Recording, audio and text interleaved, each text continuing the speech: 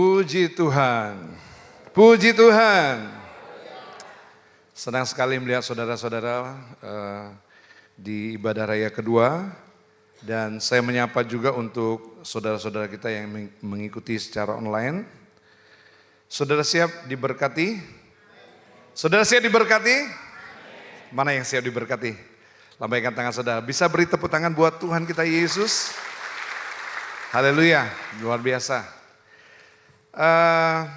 Untuk tema kita bulan ini, jemaat semua diajak semakin meningkat di dalam doa, ya, semakin suka berdoa, ya, semakin menjadikan doa ini adalah kehidupan kita, kehidupan orang-orang yang percaya. Nah, apakah pertanyaannya ini, apakah saudara-saudara suka berdoa? Apakah saudara-saudara suka berdoa? Ya, amin semuanya. Tapi mari kita melihat sebenarnya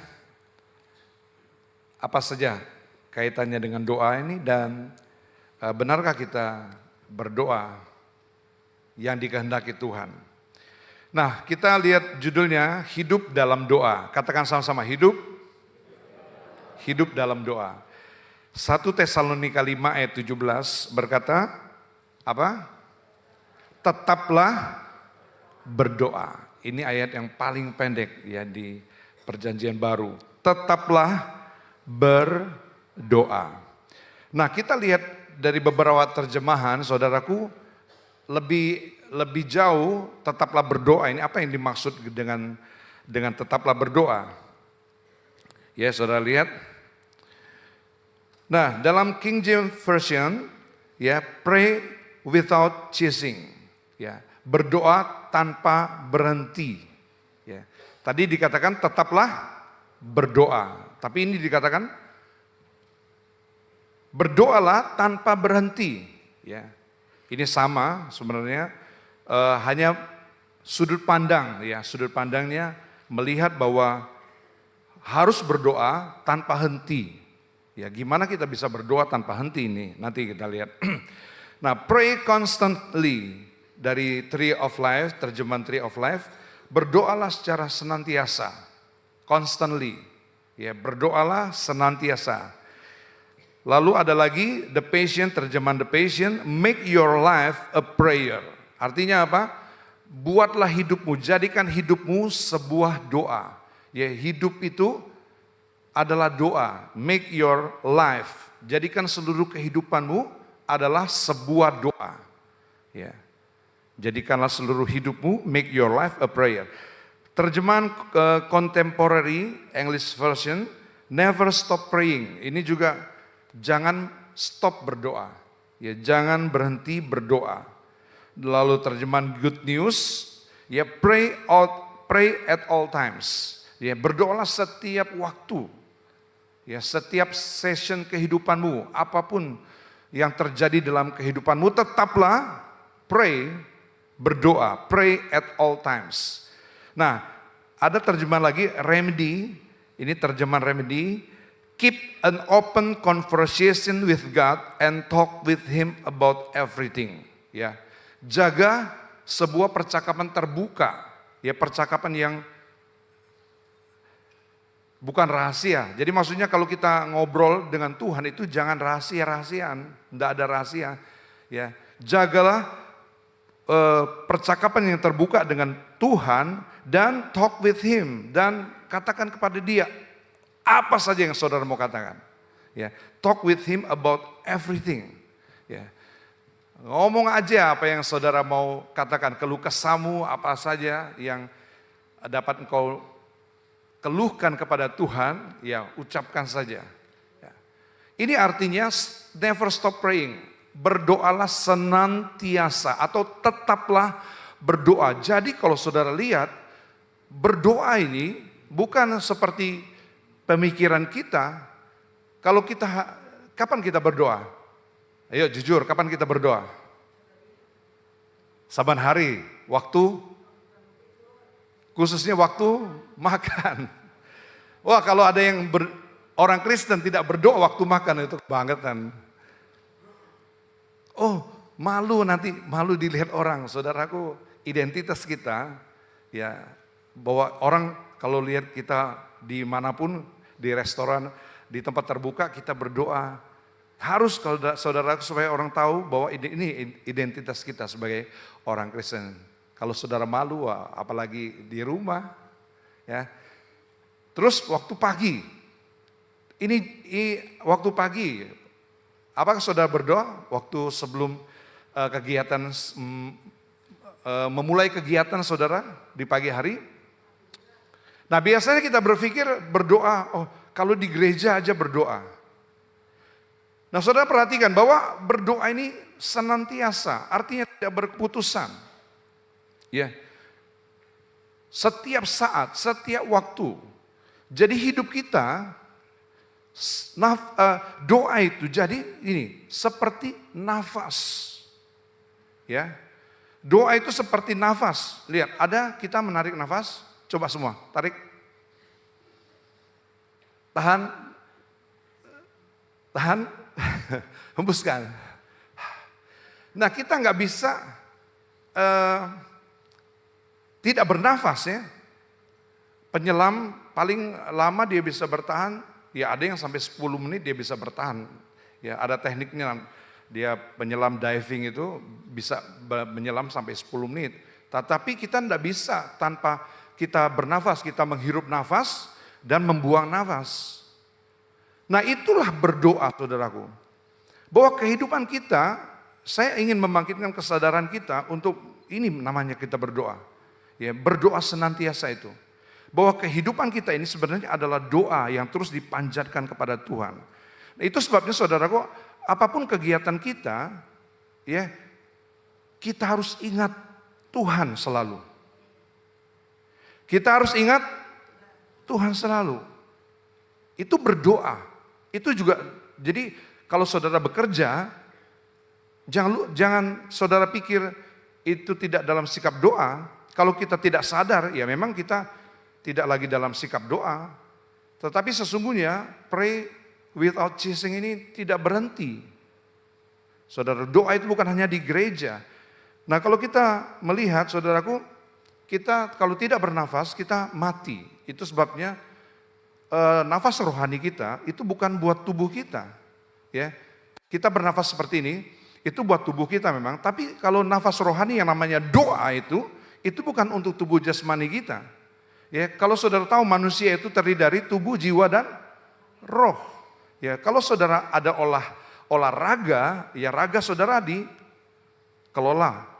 Ada olah jiwa, saudara belajar, saudara isi dengan pengetahuan itu olah jiwa.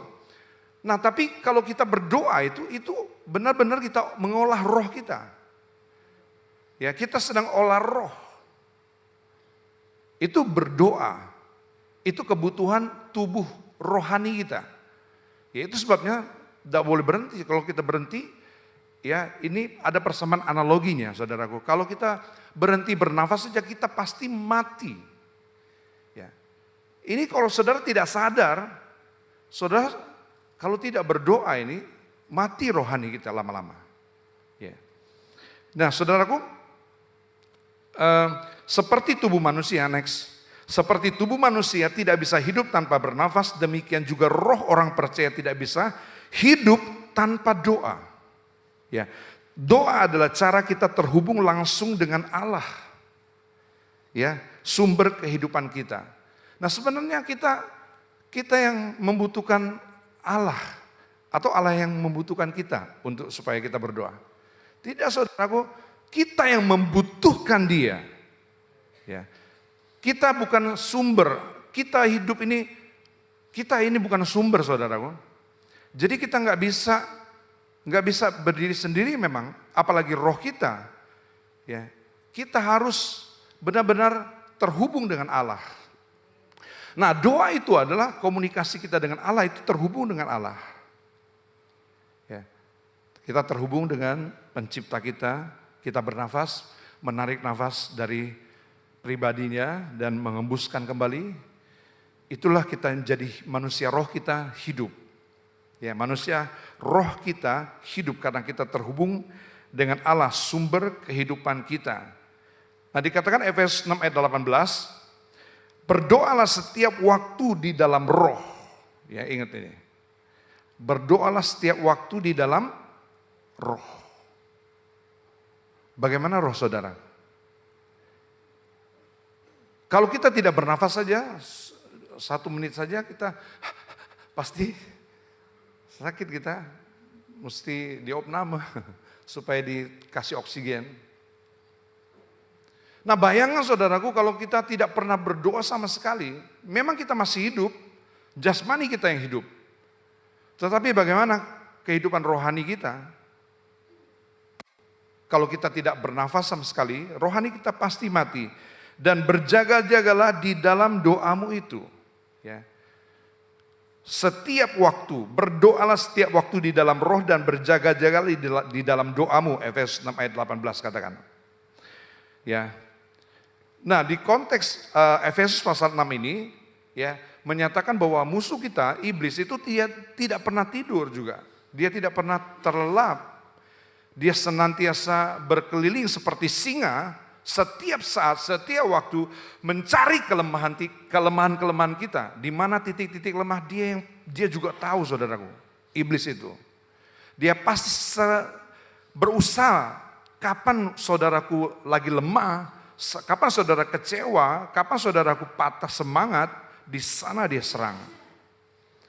Sehingga apa yang terjadi kalau dia serang kita, itu sebenarnya kita sering kali mengalami kelemahan, kekecewaan. Ya kita, apa Tuhan, kita sampai nggak percaya lagi, kita berkata seperti itu kepada Tuhan. Nggak ada Tuhan, itu orang yang kecewa, saudaraku. Jelas kenapa dia kecewa? Karena nggak bernafas, mati. Ya lemah rohaninya. Rohaninya lemah, rohaninya mati, saudaraku. Nah, seperti konteks pasal 6 ini, ya di ayat-ayat yang ke-18 ini, nah seperti iblis yang setiap saat menyerang kita, demikian juga setiap waktu kita harus menjaga hidup kita dengan berdoa. Ya, atau kalau kita tidak berdoa setiap waktu, iblis akan menyerang dan mengalahkan kita. Itu jelas. Ya, kalau saudaraku tidak bersyukur aja, saudara tahu siapa yang serang saudara. Kalau saudara sedang alami kepahitan, kekecewaan, apapun penyebabnya saudaraku, kita tidak bisa excuse di hadapan Tuhan. Tuhan, aku gini gara-gara dia. Oh, kalau saudara ketemu Tuhan, enggak bisa, enggak ada alasan kita untuk kita kecewa, untuk kita tidak bersyukur. Itu karena kita jarang berdoa atau tidak berdoa sama sekali, atau berdoanya cuma di gereja aja. Nah, tanpa oksigen roh kita lemah, tidak berdaya. Lama-kelamaan kita mati. Nah, kita lihat tanpa nafas doa, roh manusia kita menjadi lemah. Ya. Ingat, kita tadi adalah tubuh, jiwa, dan roh. Ada olahraga, ada jiwa, tetapi ada olah roh. Kau saudara sadar nggak bahwa selama ini kita datang beribadah ini kita ngapain? Kita melatih roh kita, mengolahnya. Sama seperti olahraga, kalau kita banyak olahraga, kita kan badan kita jadi sehat, kuat, ya sterek. Ya. Kalau kita olah jiwa juga bagus. Kita beri ilmu pengetahuan, kita belajar sesuatu, ya itu menambahkan jiwa kita. Kita bisa kaya secara jiwa, roh jiwa kita. Tetapi roh itu, jangan saudara berpikir kita tidak mengolah roh di tempat ini. Nah, saudaraku, celakanya gini, seminggu sekali baru ngolah roh. Kalau kebaktian, kita olah roh, kita datang kebaktian cuma seminggu sekali. Itu pun berapa jam cuman. Itu pun kalau tidak mengantuk di ibadah. Coba lihat kanan kiri saudara, ada yang nguap sudah?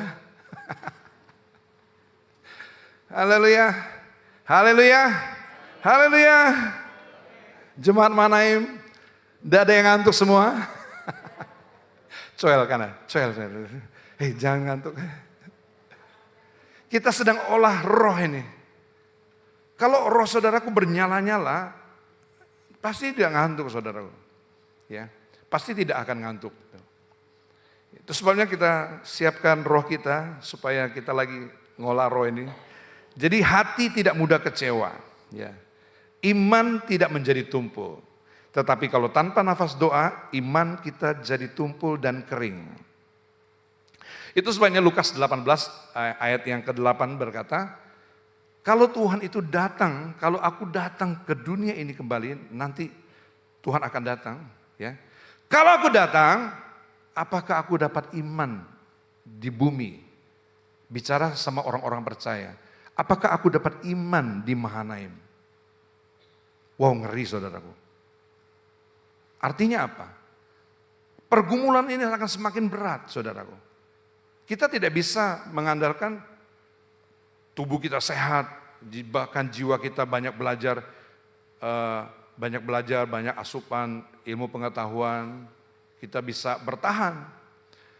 Tanpa doa kita tidak mampu bertahan. Tanpa firman Tuhan ini kita tidak bisa bertahan. Ya. Tuhan bilang, aku datang apakah aku dapat iman di bumi ini? Nah, pertama ya, kita lihat seperti nafas. Yang kedua, lihat doa itu juga seperti sinyal saudaraku. Kalau saudara punya handphone, apa yang saudara andalkan dari handphone itu? Bukankah? Yang saudara andalkan apa? Dari handphone itu? Kuota ya. Sinyal saudaraku, walaupun ada kuota, kalau tidak sinyal, kalau komunikasi itu tidak nyambung, ya apa artinya? Ya pernah kalau saudara pernah ngomong, sudah ngomong, enggak taunya sinyalnya tidak tersambung saudaraku. Kita rasanya, aduh sia-sia apa yang saya omongkan.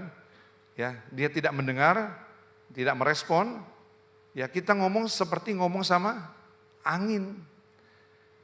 Nah, doa kita pun itu seperti sinyal. Ya, kita harus connect dengan Tuhan. Pastikan kita connect, cari dulu.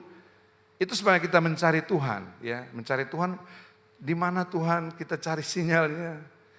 Dan passwordnya adalah berdoa.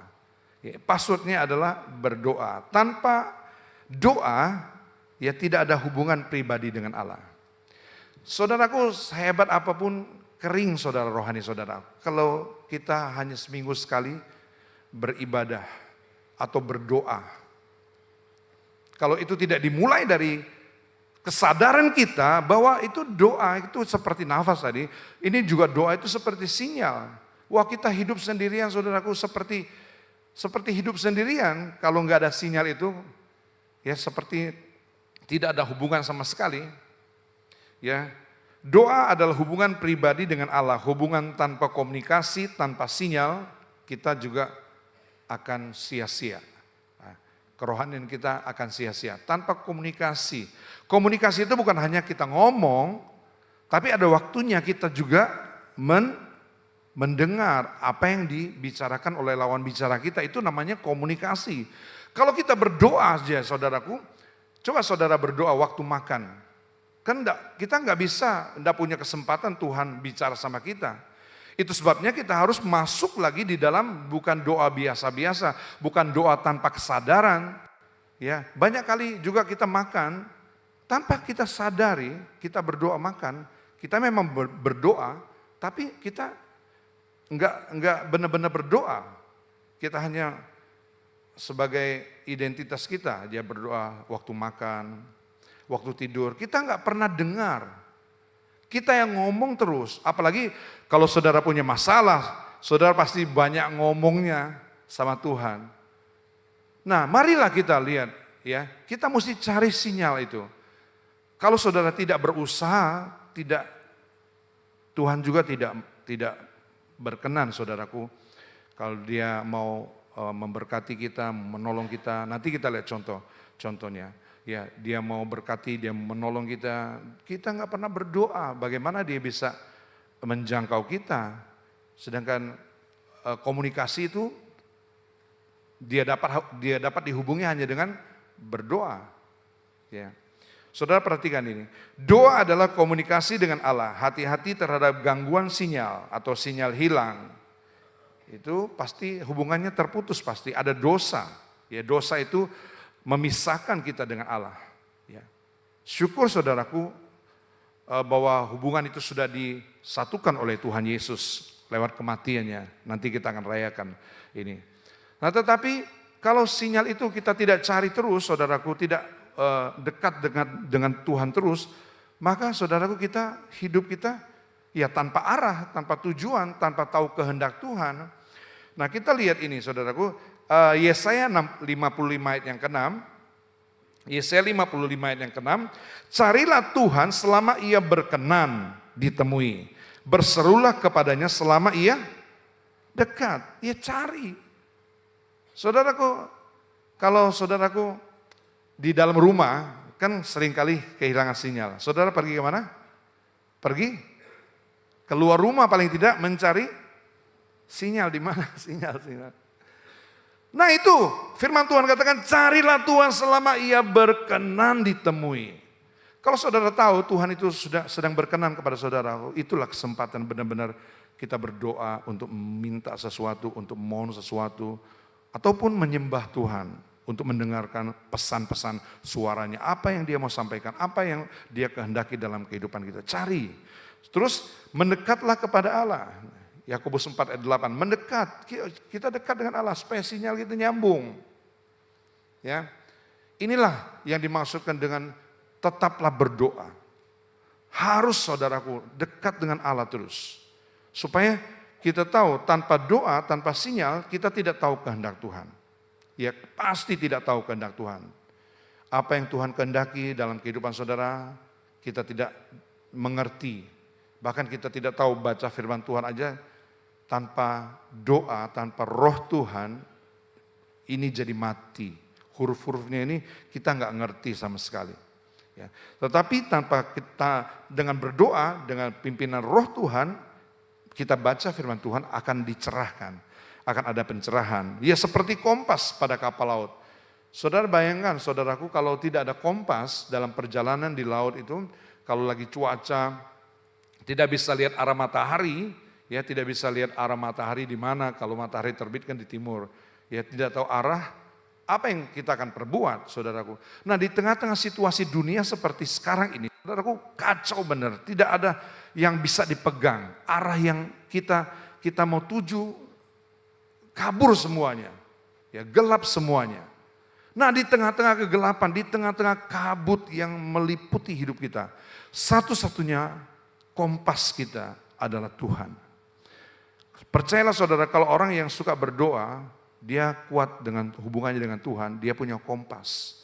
Ya orang boleh belok kanan, belok kiri, tetapi dia tahu arah perjalanan yang Tuhan mau dalam kehidupannya. Itulah kita mencari Tuhan. Sinyal, cari sinyalnya Tuhan. Oke, yang kedua sinyal, jangan sampai terputus. Sekali lagi sinyal itu jangan sampai terputus. Kalau kehilangan sinyal bahaya saudara. Ya. Nah, kita lihat yang ketiga, seperti peralatan, alat-alat tanpa arus listrik. Secanggih apapun juga iPhone saudara, kita pasti membutuhkan colokan listrik satu waktu.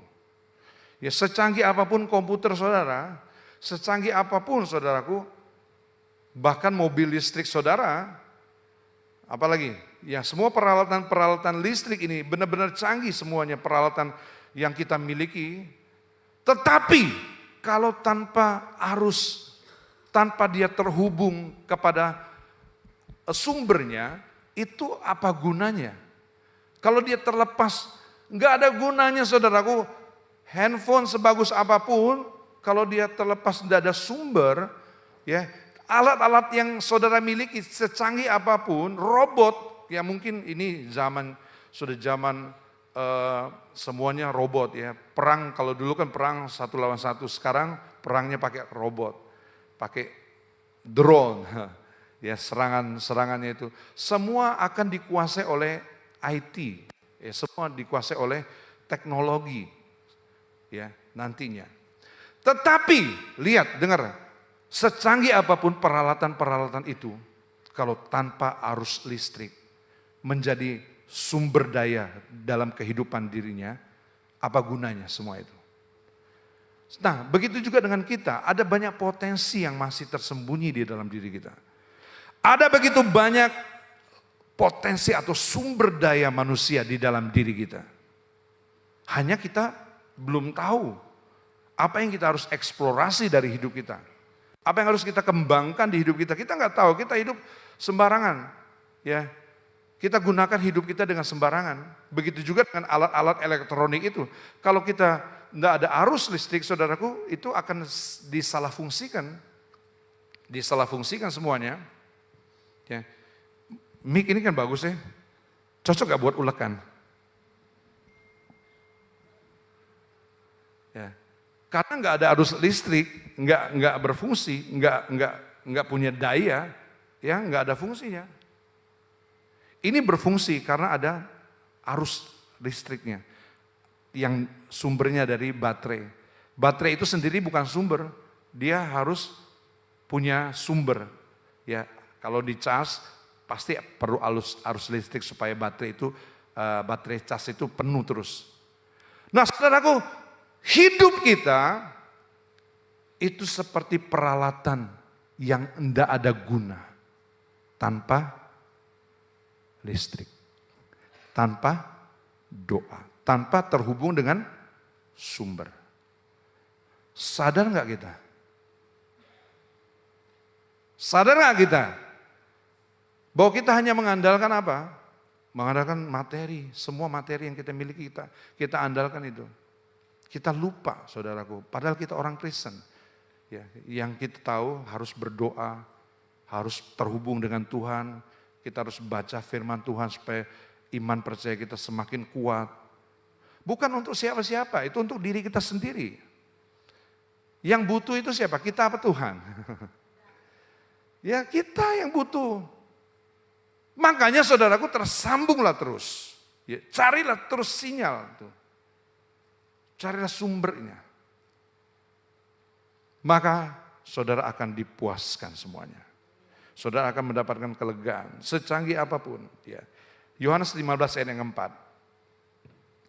Yohanes 15 ayat yang keempat. Kita baca, tinggallah di dalam aku dan aku di dalam kamu, sama seperti ranting tidak dapat berbuah dari dirinya sendiri kalau ia tidak tinggal pada pokok anggur. Enggak ada gunanya ranting.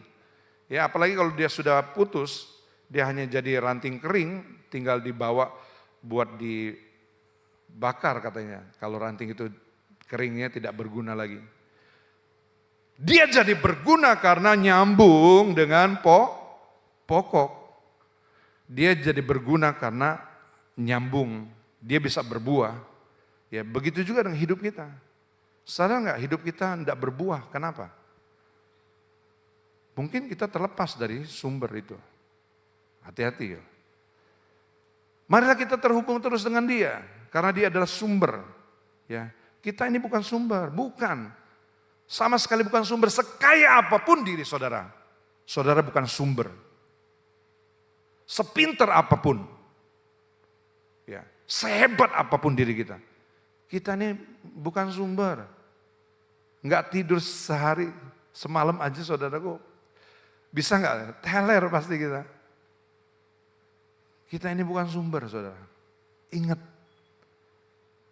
coba ingetin sebelah kanan kirinya. Kamu bukan sumber loh. Kamu bukan sumber.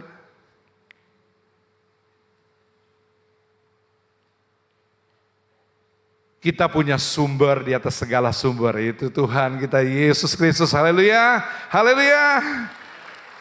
Saudara teruslah melekat kepada Tuhan. Teruslah melekat. Nah, tanpa doa hubungan kita dengan Tuhan jadi renggang. Jadi renggang, enggak ada arus sama sekali. Mungkin masih nempel, tapi enggak nyambung. Enggak ada arus, jadi renggang. Tanpa doa kita tidak terhubung sama sekali atau kita tidak berguna. Ya. seperti peralatan yang canggih, nggak ada gunanya. Semalam pun saudara beli, tapi kalau nggak ada arus, nggak ada gunanya. Nah kita lihat contohnya, Daniel ya, Daniel pasal 6 ayat 11. Daniel ini orang yang luar biasa, bertahan dalam doa. Ya, dalam 4 kerajaan, 3 kerajaan, 4 raja. Ya, di Nebukadnezar, Belshazzar, Raja Darius dan Raja Kores. 4 kerajaan masih bisa bertahan, dipakai oleh raja. Siapa yang bisa, saudaraku? Biasanya kalau pemerintahan berganti semua orang-orang yang di kerajaan tersebut. Nah ini luar biasa saudaraku. Kita lihat Daniel 6 ayat 11. Demi didengar Daniel bahwa surat perintah itu telah dibuat, ya, bahwa tidak boleh berdoa kepada Allah manapun selain kepada Raja Darius. Kita lihat mereka akan dihukum. Nah, lalu waktu didengar di surat itu sudah dibuat, pergilah Daniel ke rumahnya. Dalam kamar atasnya, nih dia buat tempat yang khusus ya. Saudara, tempat-tempat yang khusus buat berdoa. Inilah, tirulah Daniel. Ya saya juga ada tempat yang khusus. Ya kalau di kamar banyak gangguan, carilah tempat yang khusus. Dalam kamar atasnya ada tingkap-tingkap yang terbuka ke arah Yerusalem. 3 kali sehari ia berlutut, berdoa serta memuji Allahnya seperti yang biasa dilakukannya. Lihat, walaupun itu biasa, itu bukan kebiasaan, tetapi ada roh di dalam doa Daniel. 3 kali sehari. Saudara ambillah waktu, minimal ini. 3 kali sehari, berdoa secara khusus, bukan waktu makan. Ya. Mintalah waktu, kalau ini komunikasi, jangan saja saudara berbicara, saudara tenang sedikit, tenang sebentar. Dengarkan, Tuhan aku mau dengar suaramu. Gampang kok, suara Tuhan itu biasanya tenang, waktu kita tenang, kita dengar suara Tuhan di hati kita. Dia akan berbicara banyak hal untuk kita. Dia menegur kesalahan-kesalahan kita. Dia menginsafkan kita. Cuman kita nggak pernah dengar. Makanya kita nggak pernah dengar dia. Kita ngomong terus, doa-doa terus, tapi kita lemah terus. Kita tidak dapat remanya, kita tidak dapat intinya Tuhan itu mau apa. Nah saudaraku, 7 berkat yang diterima Daniel karena kesetiaannya di dalam dia berdoa. 7 berkat. Yang pertama, hikmat dan pengertian lebih dari semua orang bijak. Nah, Tuhan memberinya kemampuan untuk menafsirkan mimpi dan penglihatan, bahkan menyelesaikan teka-teki yang tidak bisa dipecahkan para ahli di Babel. Jadi pinter. Ini bukan hanya doa, tapi terhubung dengan Tuhan itu. Kalau saudara mau pinter dalam segala hal bidang, yang pertama berdoalah dulu. Minta hikmat daripada Tuhan. Ya. Kalau anak-anak kita mau pinter saudaraku, ya sebelum dia pinter pengetahuan, sebelum dia pinter dalam bidang-bidang sekuler, saudaraku, tanamkanlah dulu. Berdoa kepada Tuhan, terhubung dengan Tuhan. Wah, saudaraku, pasti saudara anak-anak kita jadi lebih pinter, lebih bijaksana. Berapa kali lebih pinter Daniel? 10 kali lebih bijaksana. Ya. Dan Sadrak, Mesak dan Abednego, wow luar biasa, 10 kali lebih pinter. Dari mana? Kalau bukan karena terhubung dengan Tuhan. Terus lagi, dia diangkat jadi orang kepercayaan raja-raja. Ini dia akses kita untuk bisa berhasil, untuk bisa dipromosikan. Enggak perlu cara-cara yang duniawi, aneh-aneh. Saudara, enggak perlu kita cari muka, menjilat. Cari Tuhan yang penting. Dan berdoa jangan lupa. Ini luar biasa sekali. Kalau saudaraku, orang-orang Kristen memang, saudara pikir saudara belum tentu juga saudara suka berdoa sebagai orang-orang Kristen. Tetapi tirulah Daniel ini, dia sudah biasa dia lakukan itu. Dari sejak muda, dia dipromosikan. Dia orang punya hikmat, dia dipromosikan oleh raja, pemimpin-pemimpin. Yang ketiga, dia dilindungi dari bahaya maut. Gua singa, jelas-jelas singa di dalamnya sudah lapar ya. Siap menerkam, tetapi singa-singa pun dibuat bungkam. Karena doa Daniel. Karena hubungannya dengan Tuhan itu kuat. Ya, dia mendapatkan penglihatan terhadap tentang akhir zaman. Saudaraku, Daniel pasal 7. Nah, Tuhan menyatakan rahasia masa depan kepadanya melalui visi tentang kerajaan Allah, termasuk nubuatan tentang Mesias. Dia luar biasa sekali ya. Dia bisa mengalami mujizat-mujizat Tuhan. Dari mana itu? Kalau bukan karena dia suka juga berdoa. Ingat dia 3 kali berdoa minimal. Waktu yang kusuk dengan Tuhan. Ya, berkomunikasi, ngomong, tapi juga ada waktu untuk dengar. Kalau kita ngomong terus, itu sebabnya kita tidak dapat apa-apa. Paling kita dapat jawaban doa, tapi tidak dapat inti daripada doa adalah kita dengar kehendak Tuhan. Biasanya firman Tuhan bicara di hati kita. Nah yang kelima, ya doanya dijawab dengan cepat, saudara. Dijawab Tuhan dengan cepat dalam kesusahan. Ya, dia doa selama 21 hari, dia paling berat pergumulannya 21 hari, saudara. Karena apa? Karena dia doanya tuh sudah dijawab oleh Tuhan, tetapi ditahan oleh iblis. Nah itu sebabnya saudara, kalau saudara berdoa juga jangan menyerah. Doa-doa saudara mungkin sudah dijawab oleh Tuhan, tetapi ditahan oleh iblis, oleh penguasa kerajaan Persia. Harus bergumul terus berdoa. Percaya Tuhan. Ya, 21 hari berdoa sambil berpuasa. Wah, saudaraku, itu menyalakan api yang sudah kita rasakan di doa 10 hari. Yang keenam, memiliki wajah yang bercahaya karena iman. Ini ibu-ibu mau wajahnya bercahaya? Mau ibu-ibu? Bukan ibu-ibu saja. Yang gadis-gadis mau glowing. Berdoa, haleluya. Berdoa karena iman, dengan iman. Ya, bercahaya, ya, saudara. Memiliki wajah yang bercahaya. Ya. Yang yang ketujuh, disebut yang dikasih oleh Allah. Nah kita, 7 menit lagi. Ya kita lihat, dikasih oleh Daniel 9 ayat 23, bacalah saudaraku. Daniel 10 ayat 11, Daniel 10 ayat 19. Di sana dikatakan, hai engkau orang yang dikasih Allah. Wow, luar biasa bukan?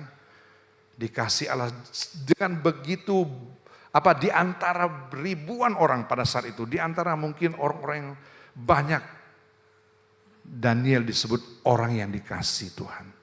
Kenapa? Karena dia suka berdoa. Dia dekat dengan Tuhan. Nah, yang terakhir, ini kesimpulan. Doa adalah senjata yang membuka mujizat, perlindungan dan hikmat Allah.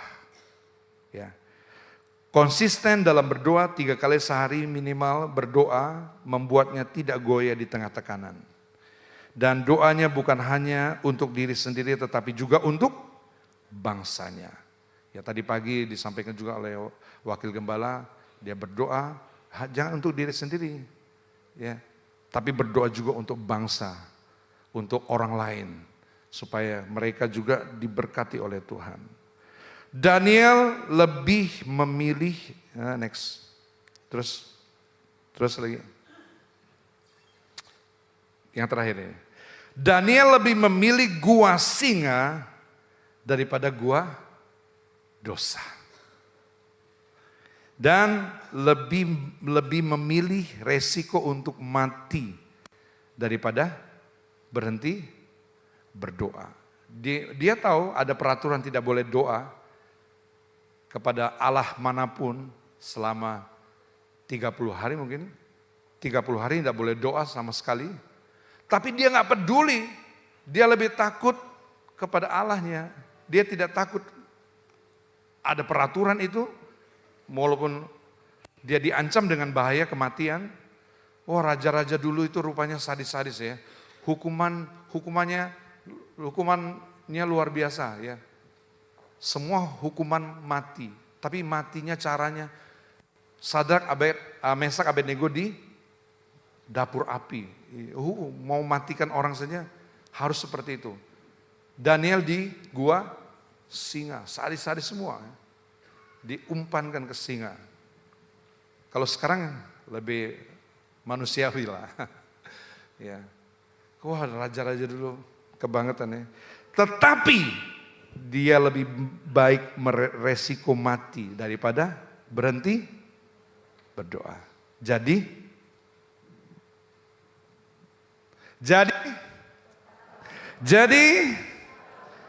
tetaplah berdoa.